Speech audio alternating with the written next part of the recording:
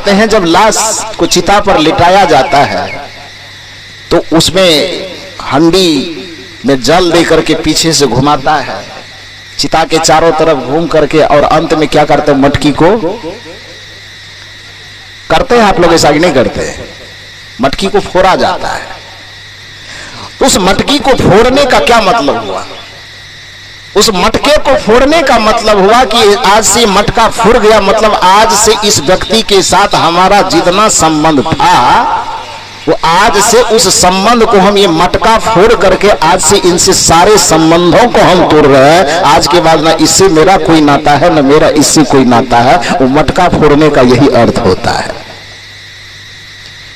जाने अनजाने सही प्रक्रिया तो वही करते हैं आप जो ये संत महात्मा समझाना चाहते हैं, लेकिन आपकी दृष्टि पर मोह और आसक्ति की ऐसी पट्टी बंधी हुई है कि काम तो वो मोह तोड़ने वाला आप खुद ही करते हैं, लेकिन आप समझ नहीं पाते हैं। ये संत यही आपको समझाना चाहता है, समझ लो ये परिवार कब तक रहेगा।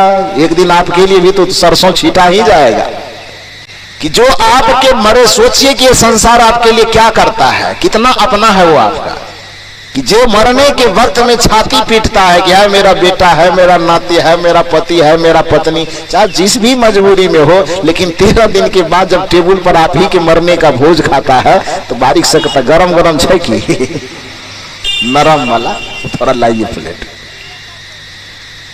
गरम और नरम जिलेबी और पूरी की मांग करता है। तो संसार की मोहब्बत का इतना ही दस्तूर है।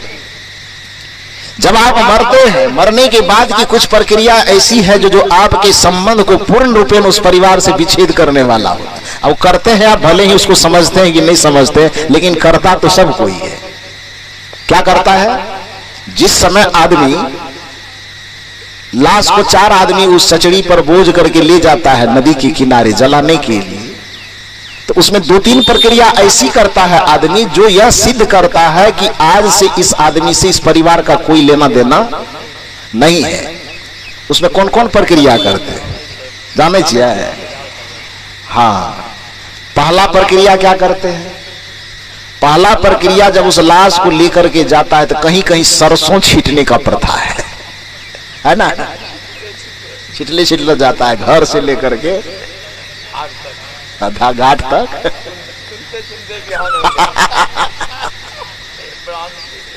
करते यही खेल है। कहीं कहीं पर जो मखाना, उसमें कुछ पैसा वैसा भी मिला करके वो भी छींटता है लोग। लावा भी छींटता है ना। लावा तो थोड़ा मोटा होता है, उसको चुनते चुनते आ भी जाएगा, लेकिन सरसों को इसे चुनेगा ये समझ में नहीं आता।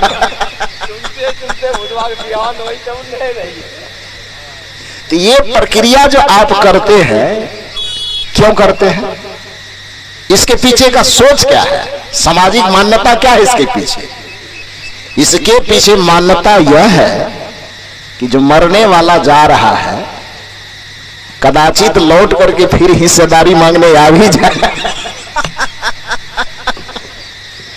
कि सर्वे हो रहा है, इसमें एक तो सिग्नेचर हमारा भी होना चाहिए। हे भगवान, ऐसी नौबत कर देना कि कभी दोबारा लौट करके हिस्सेदारी मांगने नहीं आवे। परंपरा यही है ना जी। समझ लो ये परिवार कब तक रहेगा। जिसको छाती से चिपका करके 60 बरस 70 बरस तक मेरा मेरा मेरा मेरा मेरा मेरा कहते कहते मर गए, वही जब अंत समय में आपको भेजता है तो उस प्रथा के ही तहत सही, लेकिन यह प्रक्रिया दोहराता है कि हे भगवान, इतना दूर इसको भेज दीजिए कि कभी ये लौट करके मेरा कहने के लिए। ये बात सच है कि नहीं है? सच है ना। वो सरसों छींटता ही इसीलिए है कि दोबारा यदि लौट करके आना भी चाहे ना, तो घाटे पर से सरसों बीचते बीचते चुनते चुनते इतना सरसों चुनना पड़े कि आधा रास्ता आते आते सुबह हो जाए और लौट करके वो चला जाए, घाट पर ही चला जाए। यह प्रक्रिया यह बताता है, देखो संसार की स्थिति, यह प्रक्रिया यह बताता है कि जिसे आप जीवन भर अपना कह करके सीने से चिपकाए रहते हो, वह परिवार, वह समाज आपको, आपके रिश्ते को कोई वजूद नहीं देता है। एक दिन ऐसा होगा कि आपके लिए भी मटका फोड़ा जाएगा, जिसको भेजिए दोबारा लौट करके नहीं आवे, नहीं तो हिस्सेदारी मांगेगा। समझ लो ये परिवार कब तक रहेगा, इसका सुखद प्यार कब तक रहेगा। जो माना है अधिकार, सवाल आप ही से है, जो माना है अधिकार कब तक रहेगा, जब तक सरसों नहीं छिटा गया तभी तक। जो माना है अधिकार कब तक रहेगा, नहीं समझ पाना महामूढ़ता है। दूसरा सवाल इस संतों का आपसे है, जहां रह रहे हो निकलना पड़ेगा। क्योंकि मनुष्य के मन में दो प्रकार की आसक्ति, बहुत कड़ी आसक्ति है। एक तो अपने परिवार के प्रति, और दूसरा जिस जगह पे रहता है, जिस जमीन में वो जोतता कोड़ता खाता पीता, वो जमीन के प्रति। ये दो आसक्ति उसको छाती से बड़ा चिपका रहता है। ये परिवार मेरा है, ये मकान मेरा है, ये जमीन मेरा, ये जायदाद मेरा। दो चीज के प्रति मेरापन का भाव बड़ा प्रगाढ़ होता है।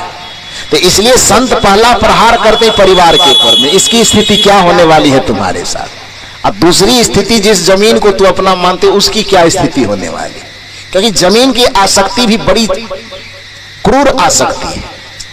हम लोगों को, जब आप लोग भी इसमें बहुत सारे लोग होंगे, जब हम लोग आज से 20-25 वर्ष लगभग पहले 7वां क्लास में पढ़ते थे, तो एक शीर्षक से कहानी आती थी, कितनी जमीन।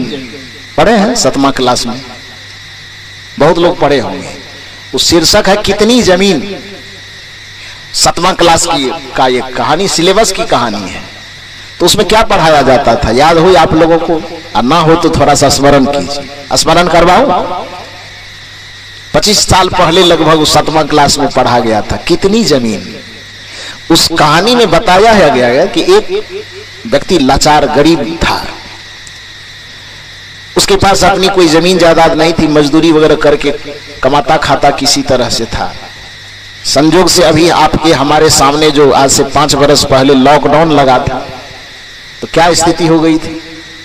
जिसके पास पहले से धन दौलत था उस का गुजर बसर तो ठीक ठाक हो रहा था, लेकिन जो डेली कमाने खाने वाला था और घर से 2 महीना निकलने नहीं दिया जा रहा है, उसकी क्या हालत हो गई थी।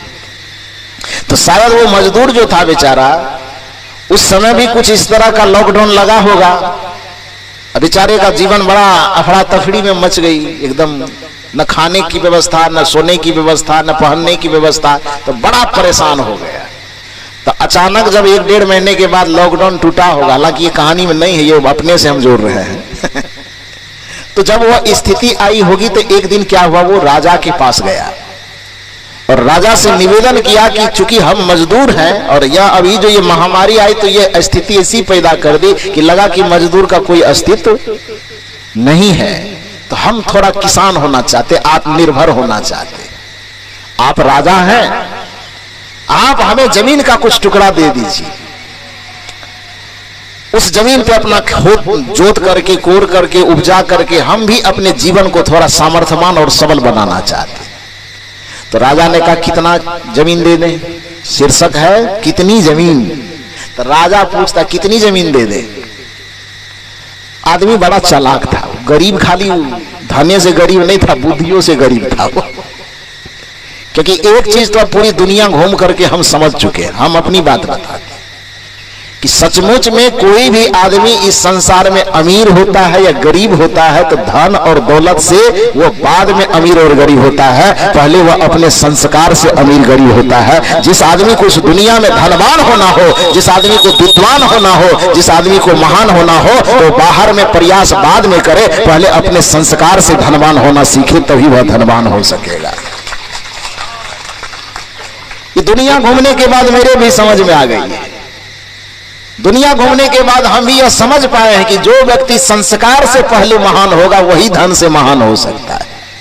जो व्यक्ति पहले अपने संस्कार और चरित्र से, विचार से महान होगा, वही व्यक्ति दुनिया के ऐश्वर्य को भोगने वाला हो सकता है, ऐश्वर्यशाली हो सकता है। अन्यथा यदि किसी कारण से किसी को धन मिल भी गया और संस्कार उसका गिरा हुआ है तो वह ज्यादा दिन तक धनवान बना नहीं रह सकेगा। क्योंकि स्वामी विवेकानंद ने कहा है कि ऊंचाई पर पहुंच जाना किसी भी तरह से संभव है, लेकिन ऊंचाई पर सब दिन टिके रहना यह किसी भी प्रकार से संभव नहीं है। हो सकता है चोरी करके, बेईमानी करके, शैतानी करके, लूट के, डकैती करके भी कोई धनवान हो सकता है, लेकिन वह सदैव धनवान बना नहीं रह सकता है। यदि एक धनवान व्यक्ति को भी सदैव धनवान बने रहना है तो उस जगह पर, उस धनवान की स्थिति पर टिके रहने के लिए चरित्र की आवश्यकता, संस्कार की आवश्यकता पड़ती है। हो सकता है कि कोई अपनी नसीब से बहुत ज्यादा एक बार में उछाल मार करके ऊपर उठ जाए, कोई कारण हो सकता है, लेकिन यदि उसमें वह संस्कार नहीं होगा उस चीज को मेंटेनेंस करने का, वैसा विचार पवित्र ऊंचा नहीं होगा। क्योंकि एक बात मुझे हमारे देश के भूतपूर्व प्रधानमंत्री अटल बिहारी वाजपेयी जी की बड़ी सुंदर पंक्ति याद आती है, और अक्सर मैं इस पंक्ति को दोहराया करता हूं कि टूटी हुई रीढ़ से कोई खड़ा नहीं होता। किसी आदमी की रीढ़ की हड्डी टूट जाए और वो चाहे कि हम बढ़िया से खड़ा हो जाए तो होगा। वाजपेयी जी बड़ा सुंदर पंक्ति लिखी। प्रधानमंत्री तो थे ही, लेकिन साथ साथ वो एक कवि भी थे, विचारवान व्यक्ति थे, दार्शनिक माइंड का आदमी थे। तो एक पंक्ति उनकी मुझे बड़ी छूती है, मेरे दिल को टच करती है। वो पंक्ति क्या है कि टूटी हुई रीढ़ से कोई खड़ा नहीं होता और छोटी सोच रख करके दुनिया में कोई बड़ा नहीं होता। ये वाजपेयी जी का कथन है। यदि कोई व्यक्ति बड़ा होना चाहता तो सबसे पहले अपने हृदय को उसे बड़ा बनाना होगा। यदि कोई व्यक्ति बड़ा होना चाहता तो सबसे पहले उसे अपने संस्कार को बड़ा करना होगा। यदि कोई व्यक्ति बड़ा होना चाहता तो सबसे पहले उसे अपने चित्त को, मन को, बुद्धि को बड़ा करना होगा। तभी वह आदमी इस संसार में बड़ा हो ही सकता है और सब दिन बड़ा बना करके रह भी सकता है।